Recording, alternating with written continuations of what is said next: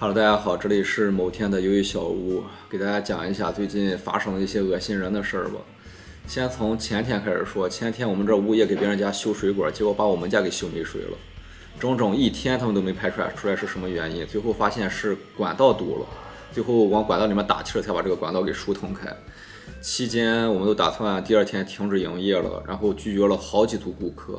最后到晚上9点才解决这个问题。不过好在是解决了，没有第二天停业。然后人倒霉起来，真是喝凉水都塞牙缝。就昨天下午，我们当时还没有过来，然后店里小姑娘自己在店里，她给我们打电话说有执法人员上店里来了。我们赶过来之后，给我们说又有人举报我们，我他妈就真搞不明白了。我一不扰民，我二我跟顾客没发生过什么矛盾，我第三我跟同行关系处理都很好。况且他来查我的时候，要把我周围这一圈的同行都要查一遍。他没有理由举报我真是搞不明白了。我跟那个人他是有多大仇多大怨，他要就追着从老店举报我到新店。从去年9月份一直到11、2月份，疫情一直反复，生意不好的时候，那时候就没有人举报，一直到过年，就是生意慢慢开始好转了啊，然后就开始有人举报了。真是有一种人看别人赚钱比自己亏钱都难受，是吧？我一直认为这种人可能只存在于那种网络调侃上，没想到还真有这种人。大家肯定很好奇举报理由是什么，我先说那一条最牛逼的。他说我售卖利用境外影像走私产品盈利，因为他写太多了，其他我记不住了，就这一条，就我们这儿的执法人员就格外的重视。我当时看到的时候我都懵了，有点无话可说，我只能说你真的很牛逼。这他妈是碳基生物脑子能想出来的理由吗？我真的很好奇这个人脑子里装了一坨什么颜色的大便。你怎么不说我往乌克兰运送军火呢？我他妈是真的服了，我要是有这本事我还在这开电玩店呢。像最近我们店买的一些游戏的话，我基本都是在100亿补贴买的，况且我都已经被垃圾黑名单了，我就3天2头被砍单，根本就不卖给我。前2天我买那个 PSVR 的时候，我都是用我爸的号去买的。最后我说一下，就是我店里任何的东西我都可以提供我正规渠道的购买记录，就这一点你真的找不出我任何的毛病来。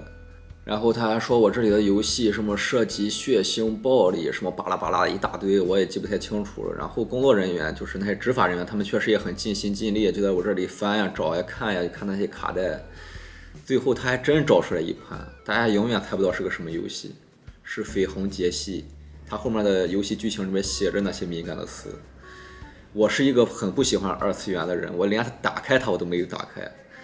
这张盘，而且有一个很尴尬的问题，咱就先不说他正规渠道买的能不能就是在线下玩，他有个最尴尬的问题是这个盘它不是我的，它是二哥的。那我这么给别人说，人家肯定不信啊，怎么可能我找出一张盘你说你不是你的？碰巧当时我还拍了一期视频，就是有人拿着自己的盘来我这玩通关了，就是这张绯红节系。其实真的有点为难人家执法人员了。我这个店先不说经营模式的问题，它真是有点特殊，因为我店里真的很大一部分东西都是股东或者顾客寄给我的，它不是我的一些东西。这本来就是想让大家去体验更多的东西。你像这幅拼图，然后这一幅拼图，这张桌子可能大家看不到，这张桌子上摆的所有的东西都是股东寄给我的，什么 PS1、PS2，还有很多他的一些游戏。过2天有机会的话，我会把我店里的一些布局，然后还有一些乱七八糟的东西给大家讲一下，大家就可能知道我这个店真跟正初的没有什么区别了。反正到这里的话，还是得感谢一下大家一直以来的支持。最后给举报我的这个人说一下，你其实举报我没有用，你顶多算恶心我。我不止3次4次在视频里提过了，我就是一家普通的咖啡店，我一切的收费都是建立在咖啡店收费之上的。我不知道你这属不属于恶意举报，我这几天的话我就会去咨询律师，或有懂这方面知识的小伙伴可以给我私信。你别以为你跟个蟑螂一样躲在暗处打个电话就可以随便恶心别人，自己一点事都没有。如果这样是可以起诉你，我话放在这儿，我肯定会起诉你的。这件事的后续进展我会在视频里继续提到。最近的话确实因为不顺心的事太多了，然后像我现在嘴里又起了几个泡，因为确实是上火。